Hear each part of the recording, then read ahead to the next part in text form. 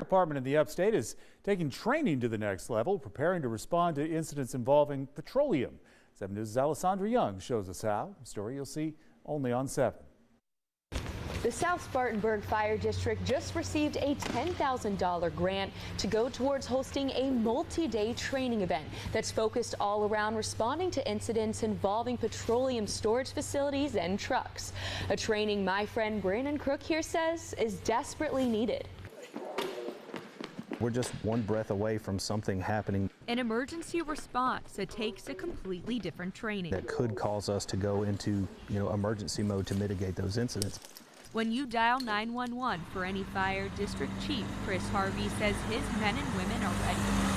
Now, with the help of Motiva Enterprises, a petroleum storage facility along Southport Road, they will be better prepared for petroleum instances. A lot more water goes onto these than you would think. I mean, we're looking at some of these tanks are millions of gallons of gasoline or diesel fuel. The chief says this $10,000 grant will go towards training for them and their automatic aid partners. The mitigation and techniques that are required to handle incidents at petroleum storage facilities, as well as incidents with petroleum carriers, such as the trucks that we see going up and down the road. Their training will take them through their entire response, start to finish. The roll-up from the preparation to the actual operations of mitigating the incident, the tear down, the restoring the environment. Chief Harvey says they plan to send their firefighters out west to the Williams Fire and Hazard Control and bring those professionals here. But the actual events of things being on fire, they're not as frequent as you may expect in this area, but the potential is extremely high. With this particular corridor on Southport Road, there are multiple tank farms and storage facilities that are right up the street from us. With their regular structure fires, he says they deal with the typical furnishings and wood structures. Taking a truck out of service. But with petroleum.